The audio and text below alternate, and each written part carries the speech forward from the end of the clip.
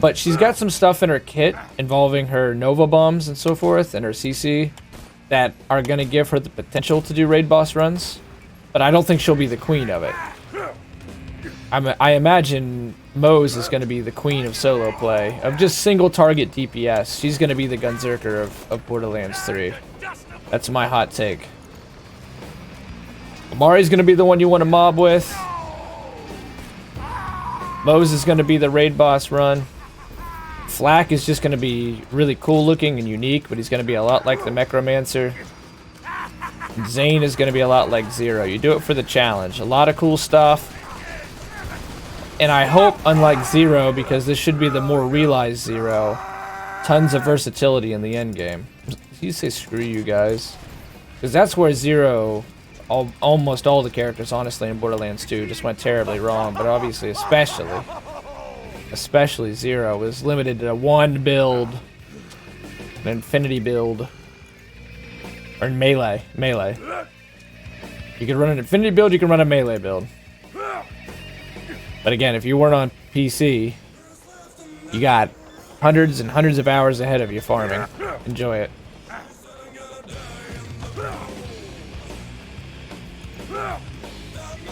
Zane is my choice for you. He'd be my alternate. I'm seriously leaning into Zane. I like his backstory, Rikers. I like that he's got Hodunk and Flynn in him. That his brother and his uncle, or his two uncles or something like that, are Baron Flint from Borderlands 1 and Captain Flint from Borderlands 2. And that the other side of his family is the Hodunks, and he decided to be a good guy. And he's got an Irish accent. And he looks cool. I mean, he looks like a fucking badass gun samurai. He looks like he was in the movie Equilibrium and knows gung fu or whatever they called that special kung fu made just for that movie. I like his character model a lot. I like his look. I like his story. I like his accent. His kid is unique. That's the thing, is I just feel like Rikers and Amari is going to be fucking really good. Really, really good. And I don't know how good Zane's going to be, but I love that he can apply some support. You and I think a lot of people in here actually, like, you know, we all got together with Battleborn because we played support characters. I was a Miko main. I think Ashton was a Reyna main. You were a Miko main. So we have like a lot of people who like to play support characters in this stream. So that's what's cool about Zane, is he does seem the closest thing to a support character. So, you know, probably I think I do agree with you, Rikers. And again, he's got the badass accent and the fucking samurai look, like that fucking goatee and the jacket, straight up cyberpunk jacket, looks pretty badass. Tundra Patrol. I don't even think they're part of a gang. Your action skills unlock at 2, not 5. That's good. 4 skill points for us then. Hey, it's our quest. If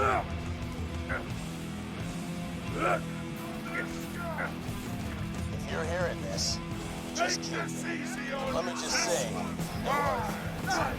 Before you wasted me, I kept my best guns in my garage. Considering how badass you must be to blow me away, I'd say you deserve it. Leave us alone. Sounds like some sort of trap. But you're just gonna have to trust me.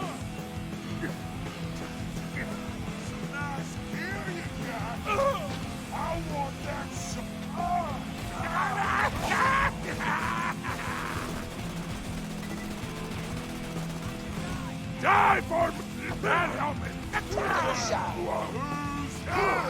This reload kind of sucks. Who's this? God, I'm missing all these shots, man. Amari's gonna be super powerful. His stuff sounds interesting and fun to play. It is gonna be an interesting kit. I think it's gonna be a challenging kit, but I do think I agree with you in the end, Rikers, that that's probably gonna be a good main. I bet your reviewer will lower the score on Borderlands 3 because the fast travel in Borderlands 3 looked exactly the same as Borderlands 2. Dude, there's always going to be that one guy. It's either going to be Kotaku, who will claim the game is effectively an extension of Gamergate and once again proves men are basically Satan. Or it's going to be Destructoid, who's going to argue that bandits are people too. And it's all just going to be for fucking clicks, and it's going to be horseshit. But yeah, definitely. It's going to be that one reviewer. And then, like you're saying, probably Eurogamer, who just seems to fucking not at all understand Borderlands even a little bit. I guess it's too American for him or something, too North American for him. That they'll say it's fucking, why is this Borderlands play like Borderlands? And everyone else will give it a 10. I was an Isaac main until they put my time limit on Assault. Never played him again. Yeah, Isaac got neutered hard because he was a god. He was S tier and beyond. He was broken as fuck in those early days. Getting that Roku this week, reclaiming my Xbox. Good man, good man. Looking forward to it, dude. Give yourself at least, just finish one playthrough with your gauge. Just the first playthrough. Don't go try to go hard like you did with Borderlands 1. Just so that you're like fucking ready. I'll watch that. If you stream that, I will watch that for real. He's got a sweet legacy background. Yeah, he does. You're right. You're right. He's got a cool story. They've all got cool stories. Sirens, like, you know, just by default, sort of have really sweet backstories. Look, obviously we don't know anything about Flak. And then Mose. Mose has got a sweet story too. That trailer was so far the best character trailer they've done is the BFF one. She was a Vladoff mercenary. They've really started to flesh out Vladoff. Vladoff, its advantage in the war, these corporate wars, which have rekindled. As of the start of Borderlands 3, this old piece of the Borderlands world are these corporation wars that would wage over the planets and their resources. And as of the start of Borderlands 3, there's been a war rekindled. And Vladoff, like, you will learn in the last DLC here that there's a Hyperion spy within Vladoff, and he's really, really afraid that if they get in a war with Vladoff, they're gonna get their asses kicked because Vladoff has this Iron Bear technology. They got the mechs. Nobody else has the mechs. And that they just decimate planets. And that's, you know, what Mose is. She's a Vladoff soldier trying to fight for her freedom. And in the trailer BFF, many of you probably already watched it. She's promised her freedom in a, what is like a Spartan 3-esque suicide mission. Survives it and goes rogue. They've got a theme going with all these trailers too. Like, Zane, he always works alone. Mose, she always works alone with her Iron Bear. She's going to be a great solo character. So, I'm sure that they'll keep that theme going for Amari, and then we'll get the big Flak reveal, thank God. That'll be sweet. And, it'll be like, they were alone, but they finally have had to come together. The situation is that extreme.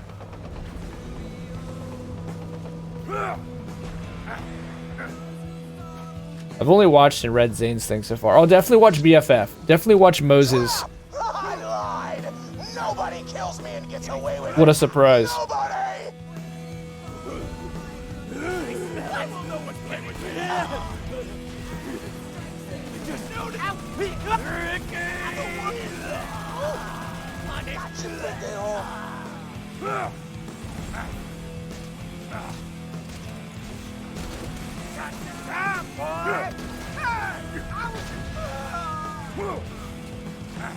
You keep coming out one at a time. We're gonna keep killing you one at a time.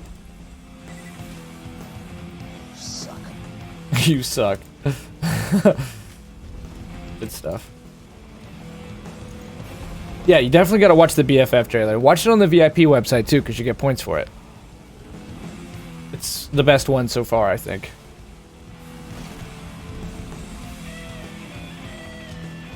Crikey!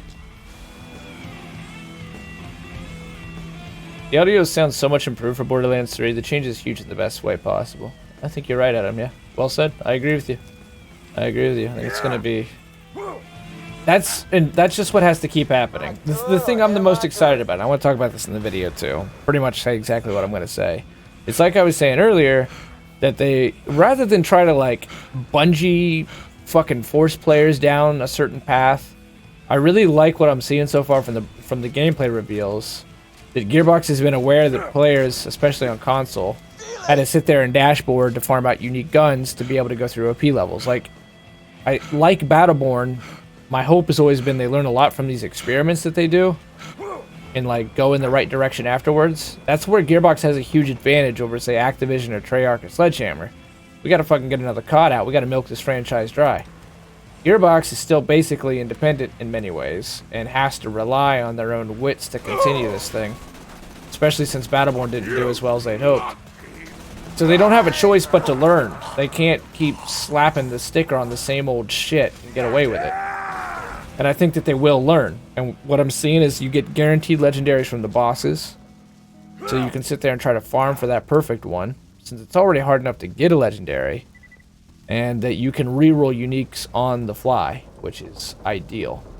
So again, not doing the whole Bungie thing where, or any of these fucking games, EA, Activision, Blizzard, like, oh, we can't allow the player to do that. We've got to insert a bunch of things that completely break the game design and hurt the experience irrevocably. Irrevocably.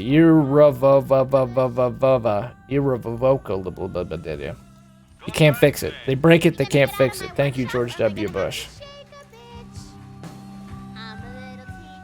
Irrevocably. There we go. Irrevocably. Yeah, that's it. Whoops. You know, they'll say, well, you can only farm so much glimmer in a day, or they'll say, well, you can only have 3 spin metal an hour. No, not Gearbox. Gearbox says you can play this sucker offline, you can do split screen, you can choose instance or procedural loot, you can scale your buddies up to you. And they've looked at how people played it, and they've gone more into that experience to make it more of a joy and an ease. And an ease. Take 'em. Beautiful thing. Just put my damsels near the choo-choo track. And inevitably, Eurogamer, Tattoo, and Destructoid will say it's pretty much Adolf. Gearbox is pretty much Adolf. Because they're not doing this whole fucking corporate slave mentality with their game, that the players actually owe you something. After they buy your game, they owe you. Or Borderlands 2 in-game. I agree with you. And I think that's the best way to look at them. Like, it's a failed experiment, but it was a great idea. It just wasn't executed well with the exponential scaling and so forth. We've talked about this plenty.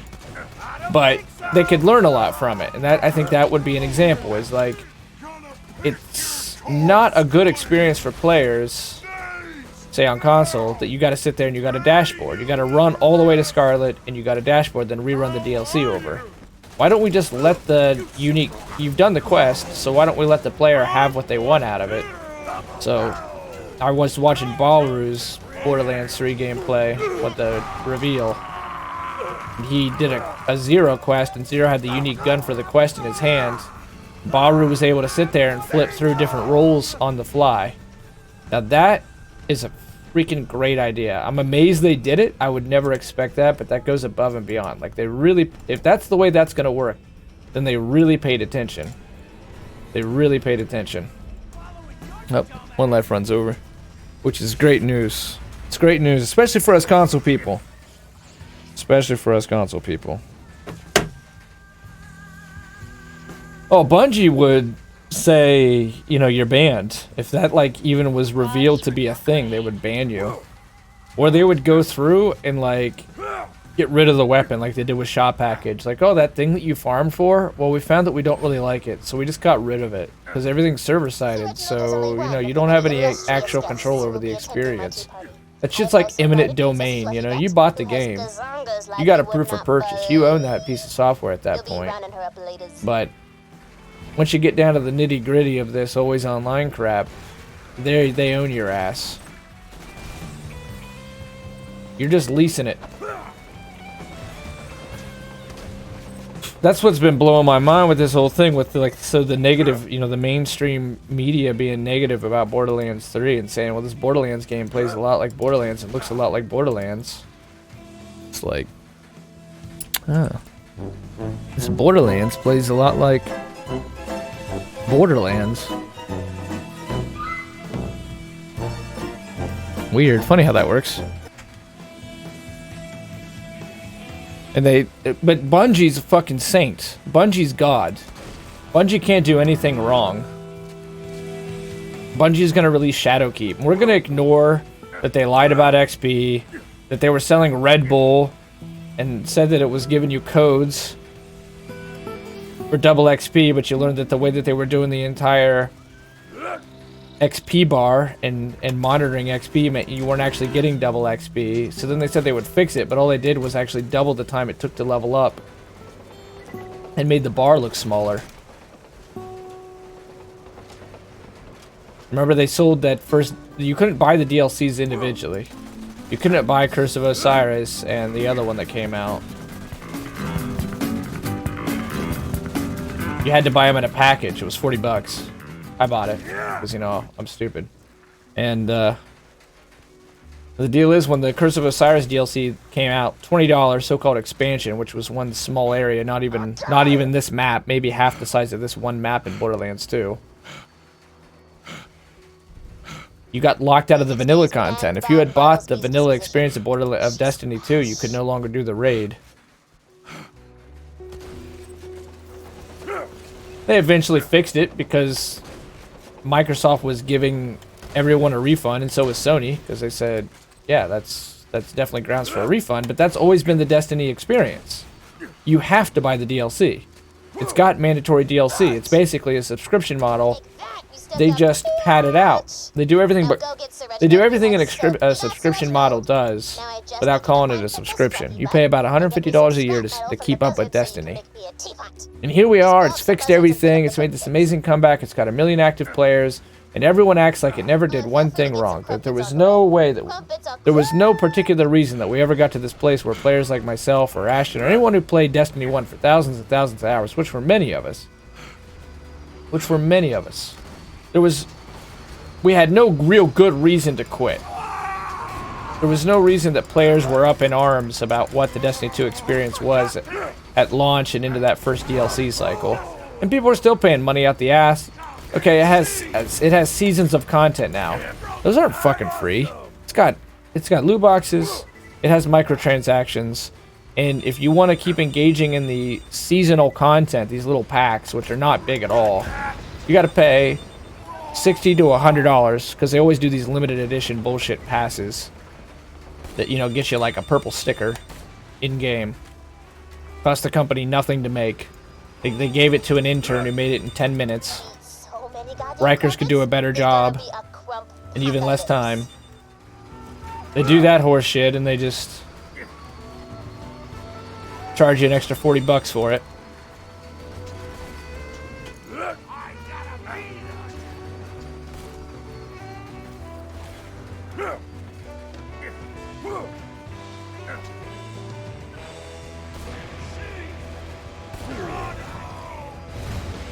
To be honest, you should punish people who purchase the version of the game you prefer them not to. That's a great point. We need to hire you at EA. We really do. Like, what you're saying is what an EA executive would say, that's a fucking great idea. Or Bungie Activision would say, that's a great idea. And I still believe Bungie would say, that's, you know, they're trying to act like the band's getting back together. They're basically rock stars now. You know, they're independent. But I'm not forgetting that this is the same Bungie that said making content is hard and we'd rather do microtransactions. We'd rather do these loot boxes and this piecemeal, whatever that girl is in the sterling silver shop. Tessa or something. We'd rather do Tessa content. Didn't Bungie originally never want to do Destiny 2 and just add on to D1 forever? Do the whole WoW thing? Maybe. I know the original contract that was sketched out with Activision and Blizzard, which I suppose is now null and void, and they claimed it was a really like reciprocal ending, though they're now suing one another. Destiny sued and then Activision Blizzard countersued, so this is not like a really clean ending to this contract. Was that they were to do 3 games over a course of 10 years, and that it would cost they would give them $500 million to do these games. So it wasn't Destiny 1 cost $500 million. A lot of people would jump on that all the time, be like, well, it cost $500 million. It was supposed to be for all the games, would cost $500 million total to make. But obviously that contract went void. And they did the same thing. You know, they were in such a shitty position with this contract. And I always loved that the reason Bungie would say that the reason they signed this contract is because they felt like Microsoft turned them into a slave. That Microsoft owned their ass and that they had no freedom anymore, no creative freedom. Because, you know, Microsoft asked them to make sequels to Halo. So they signed this, like, void under penalty of death contract with Activision to make 3 games in this 10-year time period, while also make these games for console, the introduction to live service. And in many ways, they were revolutionary in that way.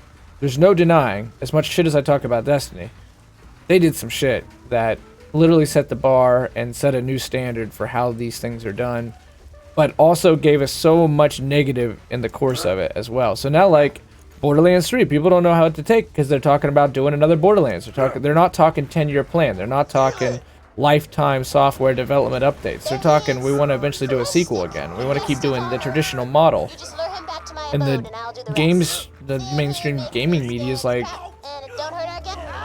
I told you not seem to be completely Ugh. It's okay. lost and confused over this situation. But this was the normal. Pre-Destiny 1 on console, this was the normal. And Destiny wasn't fucking revolutionary because it's like you said, WoW. WoW was always their inspiration. I remember being, like you guys, really into Destiny 1, most of you anyway. And watching all the pre-release shit, reading all the articles. And they did a PAX East conference, and who was their creative director and the head of the live team, they were already calling it the live team, said that their goal was to be like WoW. They wanted patch notes like WoW. They wanted DLC like WoW. That was the goal. Do me a favor and lure Then I guess they brought that to console, and it brought with it some good, and it brought with it some bad. His name's Fleshstick, by the by. There was a meme about the 10-year plans that worked out. Have any of them? I mean, Anthem's supposed to be a 10-year plan too. It's a great marketing term, and that's all that it's turned out to be. Is you don't end up playing these games for 10 years because it's hard to even think 10 years ahead. I mean, that's the thing about like Destiny, thinking that you're gonna play that game for 10 years. You just Well, lure that him game back to came my out when I abode was and in I'll do the college, rest. and that seemed possible. Don't hurt But then her it's guests like too much, bucko. Can't college forget the tea ends and party if you're down. all kinds of things start to happen in your life, and you head this direction, you head that direction, and it's just crazy to predict or claim that a game's gonna last you that long. It does some people, to be fair, but it's for some reason it sounds a lot better than it actually is, and it works. I don't think that it actually should work. But apparently you have to say it now to sell your game, because Gearbox is not saying this is going to be a 10-year plan, or even giving a roadmap or anything. Just that they're going to do 4 DLC, story DLC like they always do. Cordially invited, bitch. Good job, This guy bucko. used to be an Fleshstick's XP getting glitch. set You for could the just tunnels sit as there we and speak. farm to max level in no time flat. Fleshstick's in the men's, getting all pretty for the big occasion. This is the Cult. I didn't know that the Cult made this song. Damn, the Cult's been around a while. Hey, ball hunter. Hey, The classic rock song. time for the party. Jaded and So, bitter. by the way, Witcher 3 will last me 10 years. Bring in Mr. Fleshstick. I think that's the misnomer. Is a game has always been able to last you 10 years. You can still go back and play the original Halo and have an amazing playthrough. When you're ready to start the party, But please the stop Mr. the idea of the 10-year plan being that, oh, she loves Roland.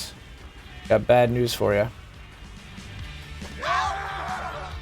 That it'll be up to date. That they'll keep the game fresh, exciting, and original. It'll be basically like you bought one game, but you've got a new game every day for 10 years. The generator. That game gave me nightmares. Went too deep. Who's ready for a mother humping tea party? That was a sad moment in the life of my Borderlands playing history. I mean, shit, Borderlands 1's 10 years old. We just went back and did multiple playthroughs of it. Games have always been able to last 10 years, but again, the misnomer is that it'll feel fresh and new and exciting over the course of 10 years and feel like it's a new game every 6 months. The way Bungie was promising it, which they should have never brought it to this, it would be a new game every 2 weeks. They had all these massive, massive plans and ambitions, which are admirable. But like so many games, it turns out to be just that. They way overpromise what they can deliver. Everything changes after the first DLC with Destiny 1, I mean. They said that after the Dark Below and that raid, they said they couldn't keep up with it. I read the most extraordinary thing. They would never sign up to do Something about sliding. DLC like that ever again. The problem is seems like once you get rid of the deadline, the shit just sprawls. Anthem is the ultimate case study in that. A lack of direction, a massive budget, plenty of patience on the part of E3, remarkably. But never a set design team, never a set leadership, never a set idea on just what exactly they were making, except for that a guy flies in an Iron Man suit. And at the same time, even with all these difficulties, promising and swearing to the marketing people and to the gaming public that this is going to be another 10-year plan. This is going to be Destiny. It's amazing. Anthem fucked up so bad that Destiny came back to life. Because even something had quit Destiny, which was amazing. It's amazing, because that guy loves it. He's played it like a long time. His friends play it with him. He quit it. He had had enough of the bullshit, and he was hoping that Anthem was going to be the answer that he had sought. And to get out of the, you know, the freaking vicious Bungie loop. They fucked up so bad that Destiny came back to life. Big time. It was a tall order. They should have never... It's like that game that the Time Splitters team made. Hive or something like that. I'd have to look it up. But it was their new IP after the Time Splitters franchise. And their publisher kept saying... I'm pretty sure it was Ubisoft. It was a big publisher. Kept saying, like, this is going to be Halo. This is going to be the Halo killer. And the Time Splitters team was like, please stop. Please stop saying that. Don't do this to us. We can't be the Halo killer. We're not at all prepared to be the Halo killer. And they keep asking for extensions, and then their developer would say, yeah, okay, we'll give you the extension, but every time you give us the extension, you got to let us more into the door. So they sent in all these, like, advisory people. And the advisory people wouldn't listen to the core team that had started on the game. Similar story to Anthem. There's a theme in all these games that go off the rails. And they would, instead of like doing what the teams would always do, the Time Splitters team, I think it was, what, like Paradox, something like that. I'd have to look up their name. The larger point is, it was still the same team that had made these Time Splitters games that wanted to make this game. And they knew their method, and they knew they had a working way, they had a set way of going about making these games. And the advisory people just got completely in the way and said, you got to add features. And they were used to, like, at this point, refining it down to the best features and just making those features great. And so if you go through and you play that game... I need to look it up, actually, so I can be saying the name.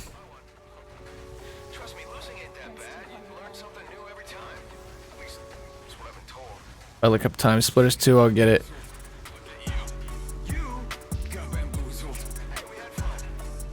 It's the developer here.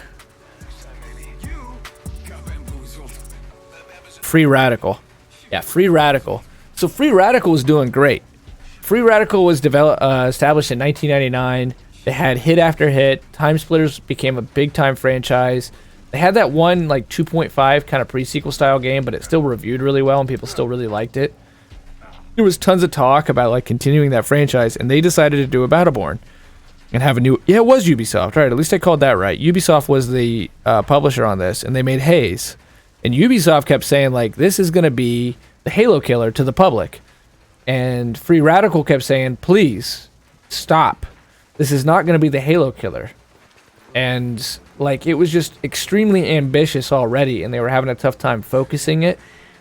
And Ubisoft would keep granting them these extensions, but the extensions kept hurting more than helping because Ubisoft kept putting in these advisors and saying, you've got to listen to us, we've given you all this money and all this time.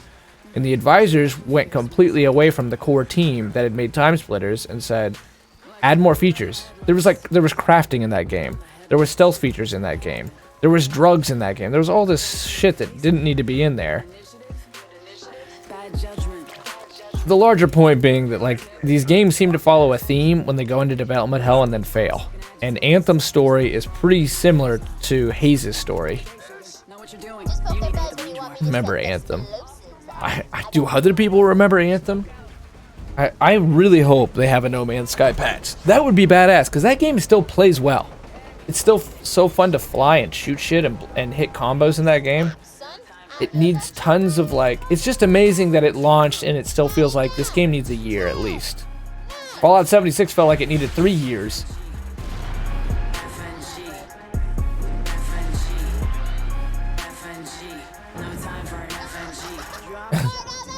Burn all the babies. Some of this group love Destiny. They do love Destiny. There's no breaking that. But something quit Destiny around that time, Adam. He was playing with us a bunch. He was playing with us a bunch on Anthem. And register. When did Bungie say, where did Bungie say that content was hard? Do we have a link? Yeah, I can get you a link. That's a wrap on that. Just Google it. It's that easy. It's well known. Smoke out. Target over there. Taking fire. Smoke out. Hostile. Enemy spotted. Smoke out. Dropping the pain. No time for an FNG. FNG. FNG. FNG. No time for an FNG. FNG. FNG. FNG. No time for an FNG.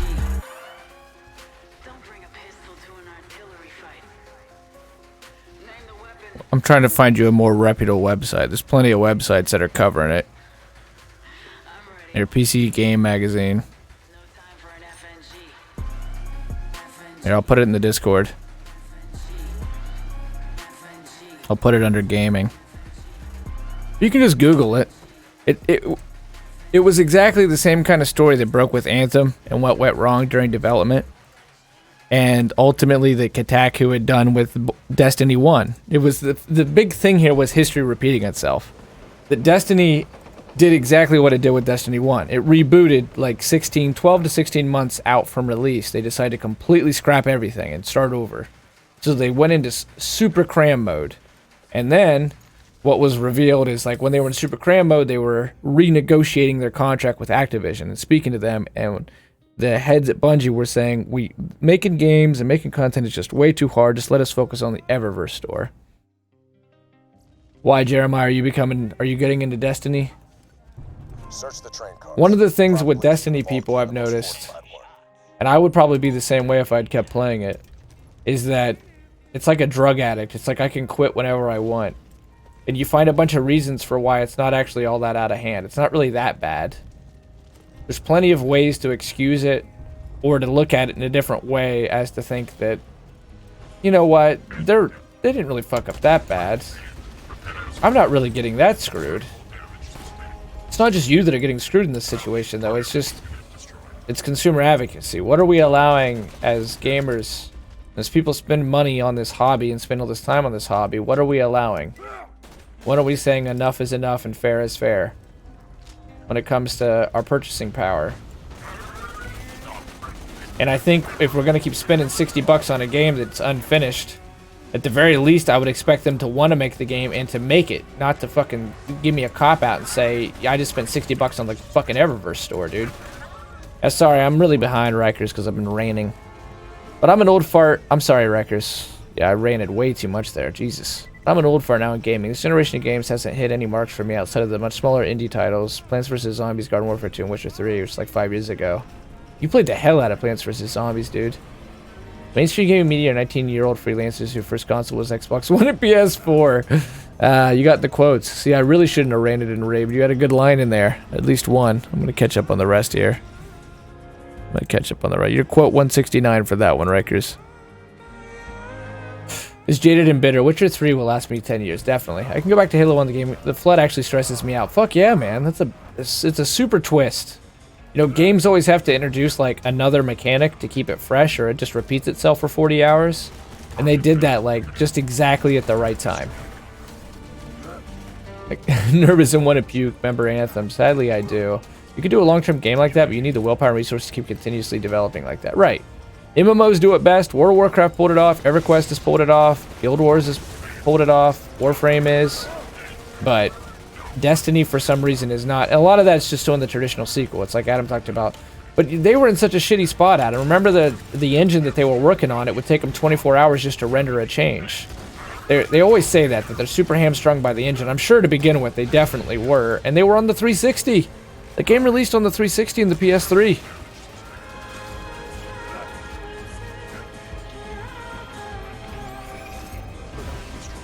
I'm probably gonna die. Rikers, you have a good night. You have a great night. You have a fantastic night. You have a fabulous night. You have a superior night. You have a grand night. You have a great night and a good night. Good night, Rikers. Later, dude. Thanks for hanging out, buddy. I appreciate it a lot. Thank you. Thank you, thank you, thank you.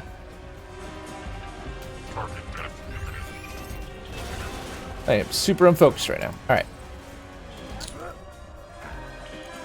Yeah, do the whole... Haze was really unique. You can now get the game for like 99 cents or less. Haze was really unique. Yeah, you're right. But it was another game screwed in very much the same vein as Anthem. But Anthem's is a little worse because Ubisoft just screwed the pooch with Free Radical.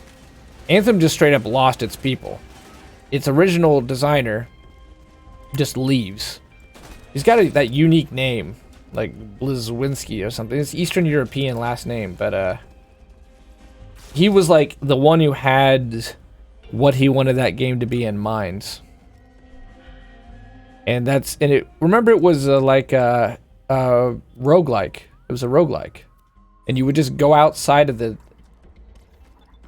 walls of the city and go hunt these monsters, and there would, in this world, like, not only were you up against these monsters, but you were up against this really hostile planet at the same time, so you had to go out in these javelin suits. But you would complete contracts to go get necessary resources for the city of Fort Tarsis to continue to run. Oh dear. It was a lot like Attack on Titan. And it, like, makes sense. Like, I could get behind that story, and especially if you do it like an MMO. That game actually makes sense as an MMO, because you have multiple javelins, and you're kind of trying to become a javelin legend, and you would... I don't think they should have ever done classes. I think it should have been how you decked out your javelin, and that would have really defined what you were. Like, if you put on heavy armor, you became more like a Colossus. One life runs over. And, you know, if you put on a really lean suit, you became more like an Interceptor, but you could mix and match. Sort of like Dauntless is now. Like, Anthem would have made a lot of sense as a Dauntless-esque game. But they lost that guy, not even like a year in. And they all said, in that article anyway, that all the developers interviewed were saying that was when the game was really good. You get to play as this guy in the pre-sequel. Roland's going to be amazed that we killed him because he defeats the original Vault Hunters, and that also, of course, ties into the pre-sequel.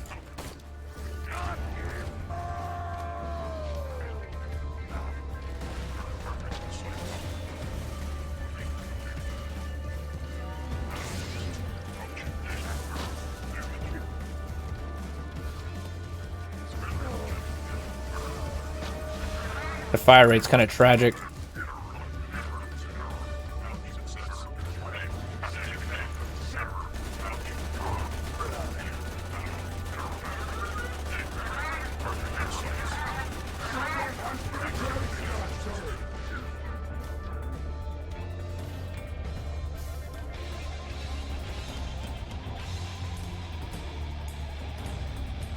Oh shit, I'm probably gonna die. If I can hit one of these shots, the damn reticle is so wide. I remember in D1 they used a mission and strike in the same exact area. I remember too, just like Anthem, sadly, that in vanilla Destiny 1, you couldn't replay story missions. People got really pissed about that, especially on the DLCs. You paid for it, now you can't replay the missions. Anthem is exactly that. You can't replay missions. You have to wait for them to be legendary missions.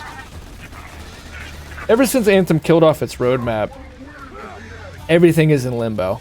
Everything is in fucking limbo. I need more acid. Yeah, this will work, actually. There we go.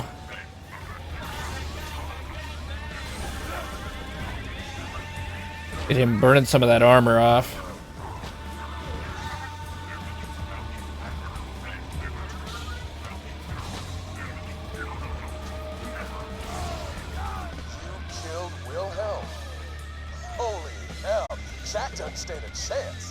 Okay, on that note, I'm gonna